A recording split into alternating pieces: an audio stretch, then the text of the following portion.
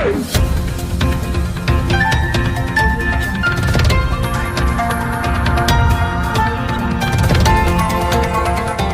देख रहे हैं मगरा न्यूज राजस्थान, खबरें सबसे तेज। देश में पिछले 24 घंटों में आए रिकॉर्ड 83,000 कोरोना के नए मामले।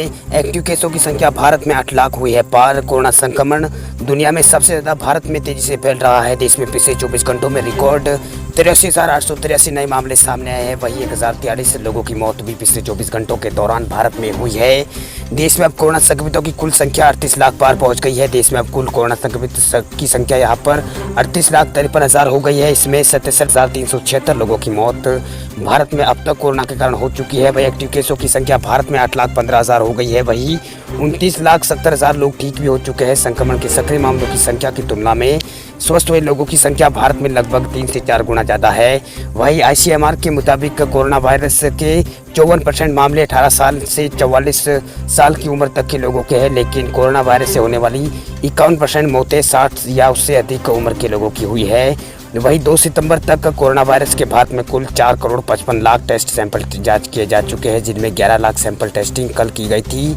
भारत में पॉजिटिविटी रेट 7% से कम है। वही 12 राज्य और केंद्र शासित प्रदेशों में संक्रमण से उबरने की दर 77% से अधिक है। कुल स्वस्थ हुए मरीजों की 30% 2 राज्य जिसमें महाराष्ट्र और तमिलनाडु से है। वही देश में जिन 10 राज्यों में एवं केंद्र शासित प्रदेशों में कोविड-19 से उबरने की दर अधिक है, उनमें दिल्ली में 88% रिकवरी रेट भारत में है। वही दिल्ली में है। वही बिहार में 87% रिकवरी रेट है। वही तमिलनाडु में 86 और पश्चिम बंगाल में 83% रिकवरी रेट है। वह राजस्थान में 81 और गुजरात में 80% रिकवरी रेट है। रात की बात यह है कि मृत्यु दर और एक्टिव केसों की रेट में लगातार भारत में गिरावट दर्ज की जा रही है। मृत्यु दर भारत में गिरकर 1.75% हो गई है।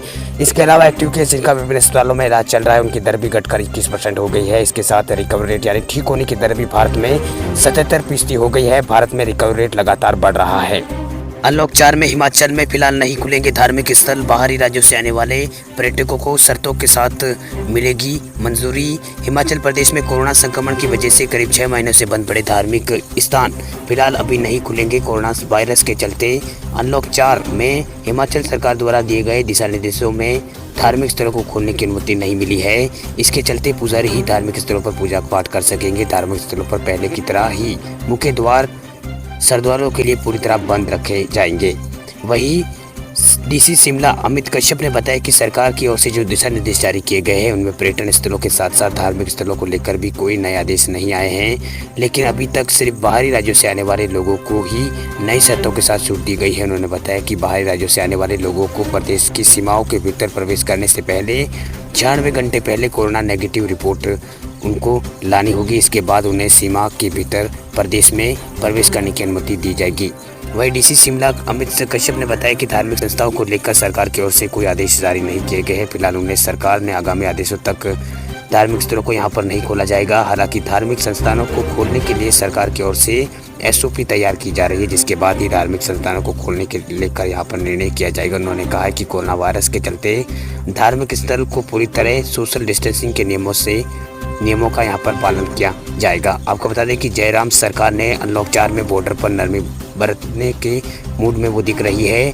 DC और SP के साथ बैठक में CM जयराम ठाकुर ने इस बात के संकेत दिए कि उन्होंने अधिकारियों को लोगों के आ जाने में परेशानी न हो इसके बात का ध्यान रखने के निर्देश दिए हैं। CM ने साफ कहा है कि रजिस्ट्रेशन के बाद किसी को परेशानी नहीं होनी चाहिए। प्रदेश सरकार ने रजिस्ट्रेशन की व्यवस्था इसलिए रखी है ताकि प्रदेश में जो भी आए कनेक्ट ट्रेसिंग आसानी हो सके। इस वजह से कोविड-19 के खिलाफ प्रभावी ढंग से सरकार लड़ पा रही है। मंदिरों को खोलने पर सरकार विचार कर रही है। SOP तैयार है। जल्दी SOP को हिमाचल प्रदेश सरकार जारी करेगी। पश्चिम बंगाल की मुख्यमंत्री ममता बनर्जी ने बुधवार को दावा किया है कि मंगलवार को हुई JEE की परीक्षा में कोरोना वायरस महामारी की वजह से राज्य के 75% अभ्यर्थियों ने भाग नहीं लिया है, वो भाग नहीं ले सके हैं। अन्य राज्यों से में भी सिर्फ आधे विद्यार्थी ही अपने केंद्र पर पहुंचे हैं। इसके लिए मुख्यमंत्री ने केंद्र सरकार के अहंकार को यहाँ पर जिम्मेदार ठहराया है। वहीं बनर्जी ने JEE मेंस और राष्ट्रीय पात्रता प्रवेश परीक्षा यानी NEET को कराने के केंद्र सरकार के फैसले के खिलाफ है। उन्होंने केंद्र से उन लोगों के बारे में पुनर्विचार करने की गुजारिश की है जो कि परीक्षा में शामिल होने में कामयाब रहे हैं, जो इम्तिहान नहीं दे सके हैं। वही बनर्जी ने कहा कि छात्र बहुत मुश्किल में है, उनमें से कई जेईई की परीक्षा नहीं दे सके हैं, इसलिए हमने केंद्र सरकार से आग्रह किया है कि सुप्रीम कोर्ट में अपील की जाए कि मामले की फिर से समीक्षा हो ताकि छात्र इससे वंचित न रहे। उन्होंने कहा है कि उनकी सरकार ने छात्रों के लिए सभी इंतजाम किए थे, लेकिन मंगलवार को सिर्फ 1167 बच्चों ने ही परीक्षा दी, जबकि कुल यहाँ पर 4752 अभ्यर्थी इस परीक्षा में शामिल होने वाले थे। वही ममता बनर्जी ने कहा इसका मतलब है कि पश्चिम बंगाल में सिर्फ 25% छात्र ही परीक्षा दे पाए हैं, जबकि 75% इम्तिहान नहीं दे पाए। हमने केंद्र सरकार के निर्देशों के अनुसार यहाँ पर इंतजाम किए थे, लेकिन फिर भी ये कमी देखी गई है।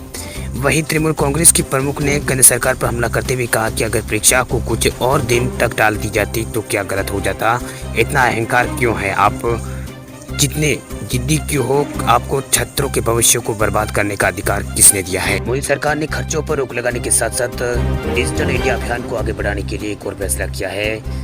वो यह है कि अब सरकारी कैलेंडर, डायरी और ग्रीटिंग कार्ड वगैरह नहीं छपेंगे। केंद्रीय वित्त मंत्रालय ने नए आदेश के मुताबिक अब से नए साल के त्योहार वगैरह पर छपने वाले diary, calendar, table calendar, greeting वगैरह नहीं छपेंगे। अब ये सब डिजिटल पेश किए जाएंगे, ताकि यहाँ सालाना छपने वाले कॉपी, टेबल बुक भी मंत्रालय ने छापने की बजाय डिजिटल रिलीज करने का यहाँ पर फैसला किया है।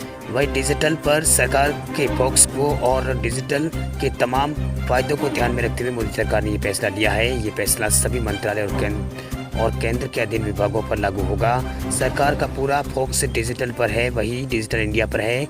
वही वित्त मंत्रालय के मुताबिक पूरी दुनिया तेजी से डिजिटल फॉर्मेट को अपना रही है। भारत सरकार ने भी बेस्ट प्रोटेक्ट को अपनाने का फैसला किया है। बुक्स के इस्तेमाल को भी बढ़ावा दिया जाएगा। वही मंत्रालय ने कहा है कि सभी संबंधित विभागों को इस संबंध में डिजिटल और ऑनलाइन पेमेंट अपनाना चाहिए। हरियाणा सरकार ने प्रदेश में फिल्म शूटिंग के लिए जारी की है गाइडलाइन, देनी होगी ऑनलाइन परमिशन। हरियाणा सरकार ने हिंदी और हरियाणवी व अन्य फिल्मों व सीरियल की शूटिंग को लेकर नई गाइडलाइन जारी की है। कोविड-19 महामारी के चलते पहले से ही लागू लॉकडाउन अनलॉक 4 के अंतर्गत दिशा निर्देश यहाँ पर सरकार की ओर से जारी किए गए हैं। फिल्म व सीरियल निर्माताओं को शूटिंग के लिए ऑनलाइन परमिशन लेनी होगी। पब्लिक रिलेशन विभाग की वेबसाइट पर इसके लिए पोर्टल भी शुरू किया गया है। प्रारंभिक स्वीकृति की सूचना पब्लिक रिलेशन के महानिदेशक को देनी होगी। वहीं प्रदेश के जिलों में शूटिंग साइट के लिए संबंधित जिला व डीसी के पास से मंजूरी के लिए आवेदन करना होगा। इसमें साइट्स का उल्लेख भी करना होगा। आपको बता दें कि राज्य ने प्रदेश में फिल्म नीति लागू की है। प्रदेश के कई शहरों व गांवों में फिल्मों व सीरियल की शूटिंग के लिए साइट चिन्हित की गई है। कई ऐतिहासिक व धार्मिक स्थलों के अलावा पर्यटन केंद्र और महाभारत कालीन कुरुक्षेत्र, पानीपत और रेवाड़ी और हिसार, नारनौल, महेंद्रगढ़, झज्जर और रोहतक, सोनीपत व जींद सहित कई शहरों में सैकड़ों ऐसी साइटें हैं जहां पर फिल्मों की शूटिंग के लिए इनको बेहतर माना गया है। इसी तरह मोरनी की पहाड़ियां, कालेसर जंगल और भेड़वास पक्षी विहार, सुल्तानपुर की लेक और रोहतक के तिलियर लेक और करनाल की कर्ण लेक आदि भी इन साइट में शामिल है। फिल्म व सीरियल निर्माताओं को सभी आवेदन के स्थान की जानकारी मांगी गई है। वहीं शूटिंग के लिए निर्धारित दिन और समय की पूरी जानकारी बतानी यहाँ पर होगी। आवेदन के लिए डीसी इस बारे में एसपी के साथ विचार विमर्श करके अनुमति देंगे। गाइडलाइन में स्पष्ट कहा गया है कि कोरोना महामारी की वजह से अधिक दिनों तक शूटिंग को मंजूरी नहीं दी जाएगी। शूटिंग साइट पर 50 से अधिक लोगों को इकट्ठा होने की मंजूरी यहाँ पर नहीं दी गई है। वही शूटिंग शुरू करने से पहले इसमें शामिल सभी लोगों की थर्मल स्क्रीनिंग होगी। उसके बाद में एसिमेट्रिक पाए जाने पर अंदर ही जाने की इजाज़त यहाँ पर सही अगर पाया जाता है तो अंदर जाने की इजाज़त यहाँ पर दी जाएगी। कंटेनमेंट जोन में किसी तरह की शूटिंग गतिविधियों को हरियाणा में फिलहाल इजाज़त नहीं दी जाएगी।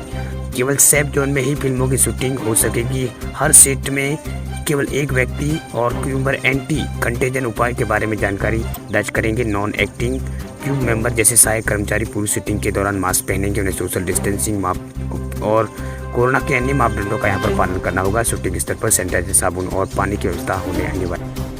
केंद्रीय दूरसंचार एवं सूचना प्रौद्योगिकी मंत्री रविशंकर प्रसाद ने बुधवार को कहा है कि जिन 118 चाइनीज ऐपों को प्रतिबंध लगाया गया है उनके साथ सुरक्षा और निगरानी और भारतीय यूजरों की सूचनाओं की गोपनीयता से संबंधित उनको दिक्कतें थी। उन्होंने कहा है कि भारत ऐसा देश है जहां पर सबसे ज़्यादा मोबाइल ऐप डाउनलोड किए जाते हैं। सरकार ने अब मेड इन इंडिया ऐप पर ध्यान केंद्रित करना शुरू कर दिया है। प्रसाद ने अमेरिका और भारत की रणनीतिक भागीदारी फोरम की एक आपसी संगोष्ठी का संबोधित करते हुए कहा कि हमने आज ऐसे अन्य 118 ऐपों पर प्रतिबंध लगा दिया है जिनके साथ सुरक्षा और निगरानी डाटा संबंधी दिक्कतें थी। सरकार ने लोकप्रिय गेमिंग ऐप पबजी सहित चाइना की 118 ऐपों पर यहां पर बुधवार को प्रतिबंध लगा दिया था।